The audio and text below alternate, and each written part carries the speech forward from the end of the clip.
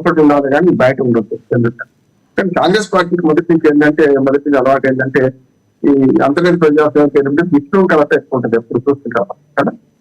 దానిలో భాగంగా చూసుకుంటే మనకు కొండా సురేఖ కూతురు మాట్లాడింది కదా, ఇది అంతా ఇప్పుడు అంత నివేదిక అయిపోయింది. కన్ఫెషన్ సంఘం నివేదిక ఇచ్చింది. ఆ తర్వాత మహేష్ కుమార్ గౌడ్ గారు కూడా మరి అధిష్టాన వర్గం పంపింది, రిపోర్ట్ పంపింది. స్పష్టంగా చిన్నాటి మీద అలాగే కొండా సురేఖ గారి మీద చర్య తీసుకోవాలని రిపోర్ట్ చూసాం. కనుక అది కోర్టు, ఆ కోర్టులో ఉన్నప్పుడు ఇప్పుడు కొత్తగా మళ్ళీ ప్రధాన మీద నిన్న భట్టి విక్రమార్క గారిని అనుకోకుండా కాకతీయంగా ఇటేమో కొండ మురళి గారు కావడం జరిగింది. దానివల్ల మళ్ళీ కొత్తగా సమస్య ఆయన ఫస్ట్ ఆయన కొండ మురళి ఏమంటారంటే పార్టీ మనమైతే పార్టీలో లేదు, ఆయన ఏం మాట్లాడినా మాకేం సంబంధం ఉంటుంది ఆయన మాట్లాడిన దానికి అనే మాట కొండ మురళి ఉంటుంది. 38 ఏళ్ళ అమ్మాయి, దానికి 15 ఏళ్ళు కొడుకున్నాను, వాళ్ళు వరల్డ్ ఛాంపియన్. ఎటువంటి అప్పుడు ఎవరి స్వతంత్రం వాళ్ళకి ఉంటుంది కదా, మా ఇంట్లో ఉండడం లేదు కదా. అటువంటి పెళ్ళై వేరే కుటుంబం పెట్టుకున్నామే గురించి మేమేట మాట్లాడతాం, అది స్టేట్లో అరికట్టం లేదు కదా అని ఒక మాట అన్నారు. గతంలో ఉన్నప్పుడు కూడా అదే ఆదరణ చేసుకుంటూ సందేశం ఇచ్చింది, నోటీస్ సందేశం ఇచ్చింది. ఇప్పుడు ఏంటంటే ఈ ఇద్దరి మీదనేనా అంటే ఇప్పుడు చిన్న దేవుడు రాజకీయంగా పెద్దగా పాల్పడి లేకుండా అయింది, కొంచెం పాత కాంగ్రెస్ అయింది కనుక ఆయన పెద్ద విలువ లేదు. మేఘారెడ్డి ఇప్పుడు మొత్తం చూసుకుంటుంది, రేపు అవసరం మేఘారెడ్డి గెలిపిస్తారు కానీ చిన్నారెడ్డి అసలు అయ్యేది కాదు అనే మాట మీరు కనిపిస్తున్నది. చిన్నారెడ్డి తీసుకుంటాం సరే, ఇవన్నీ 3 సార్లు వేటు పడుతుంటే 3వ కూడా తీసుకోకపోతే కప్పనే ఏమేమి తీసుకుంటారు. మరి రాజగోపాల్ గారి సంగతి ఏంటో ఆడుతుంది. కాంగ్రెస్ పార్టీలో రద్దు చెప్పాలంటే గతంలో అభ్యంకి దయాకర్ చర్యలు తీసుకున్నప్పుడు దాన్ని అంటే చర్యలంటే ఆయన సంజయ్ అడిగారు, రకరకాల వేధించారు. ఆ తర్వాత మొన్నటి తుంగతుర్తి టికెట్ కూడా ఆయన నిరాకరించి ఇవన్నీ చూసాం కదా. అటువంటి అప్పుడు మరి అట్లాగే మన కత్తి వెంకటరావు గారి మీద కూడా ఆ మధ్య గారు అట్లా చూసుకుంటే చింతపండు మీరు మనకు తీర్మానం అని చేశారు. అంటే బీసీలకు ఎస్టీలకు కొంచెం వ్యతిరేకమా అనే మాట వీళ్ళందరూ తీసుకొస్తున్నారు దేవుని మాట్లాడారు. కనుక రేపు పొద్దున బీసీ టాపిక్లో చూపెట్టుకునే కొండ సురేఖ కూడా అదే ప్రాముఖ్యాన్ని వాడుతామనుకుంటున్నాను. ఎందుకంటే నా ఉద్దేశం అయితే ఇప్పుడు వెంటనే ఏం చర్యలు ఉండాలనుకుంటున్నాను. ఏదైనా కాంగ్రెస్ పార్టీ ఏం చేస్తా అంటే కొంత కాలం వేచి చూస్తుంది, అంటే సమయం వచ్చేదాకా సందర్భం వచ్చేదాకా చూస్తుంది.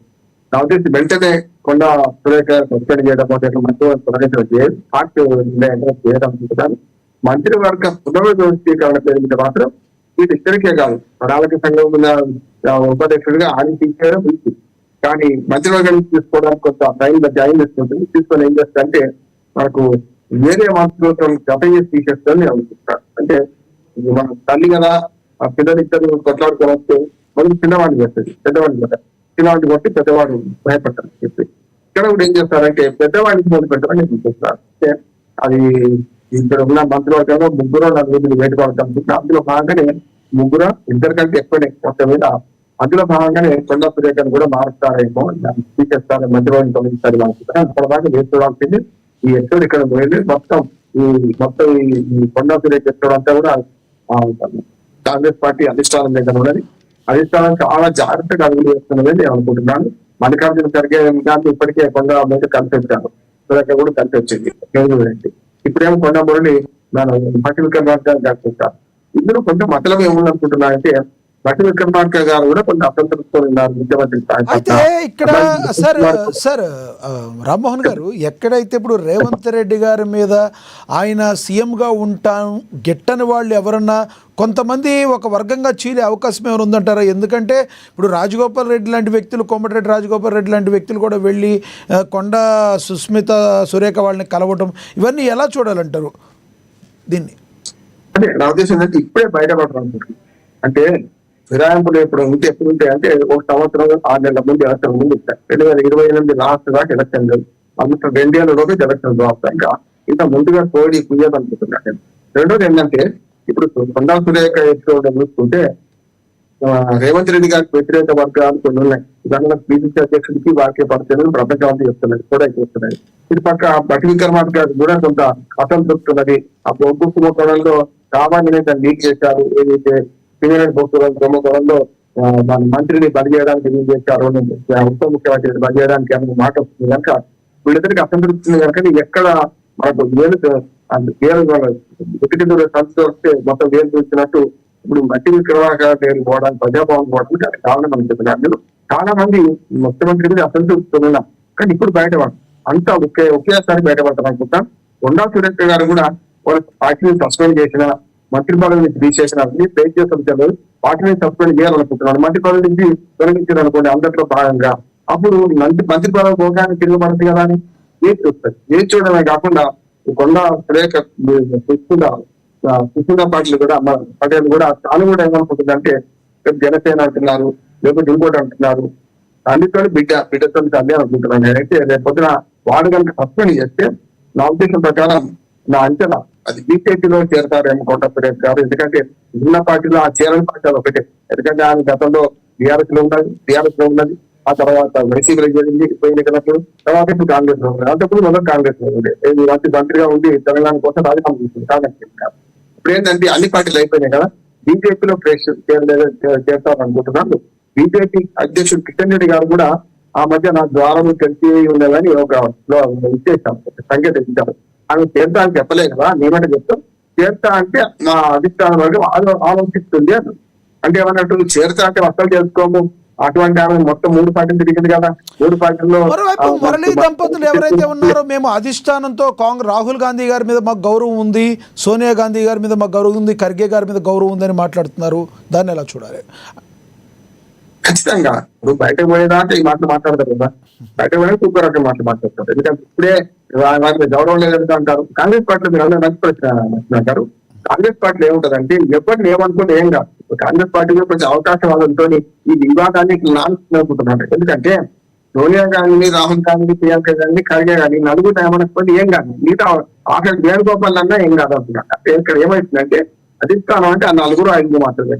మిగతా చోటుకొచ్చారు రాష్ట్రంలో ఎన్ని కొట్లాడకుండా ఎన్ని మనస్పర్ధమైన విభేదాలున్నా దాన్ని కాంగ్రెస్ పార్టీ వాడుకుంటారు కదా. ఇప్పుడే పూర్తిగా లాంగ్ స్టెక్ ఇచ్చేసినట్టు రేవంత్ రెడ్డి కరెక్ట్ అన్నారు అనుకోండి, రేపు రేవంత్ రెడ్డి తెలియజేసుకోవాలంటే ఎవరు ముందుకు రాదు కదా. అందుకనే రేవంత్ రెడ్డికి వ్యతిరేకంగా ఉన్న అసమ్మతిని అట్లా కాపాడుకుంటూ ఉంటది కాంగ్రెస్ పార్టీ.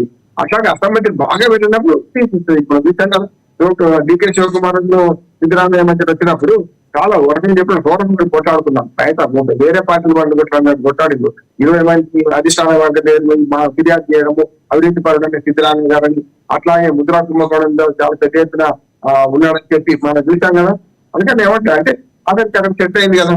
ఇక్కడ కూడా ముఖ్యమంత్రి అంతా మేము అనుకుంటున్నాను. కానీ ఈ చెక్ అండ్ బ్యాలెన్సెస్ లో ఖచ్చితంగా రేవంత్ రెడ్డి వ్యతిరేక వర్గాన్ని అట్లా పెంచి పోషించే పని కాంగ్రెస్ అధికార వర్గం చేస్తుంది. ఒక్కసారి ఇప్పుడు సుస్మిత గారు చేసిన వ్యాఖ్యలు ఏవైతే ఉన్నాయో, రామ్మోహన్ గారు ఒక ముఖ్యమంత్రి స్థాయిలో ఉండి ఈ రోజున తెలంగాణ ప్రజలకు ఒక తండ్రిల పాత్రలో ఉండే వాళ్ళని కొంత అగౌరవంగా మాట్లాడటాన్ని ఇది ప్రజలందరూ కూడా వ్యతిరేకించే అవకాశం ఉందంటారా సుస్మిత గారి మీద?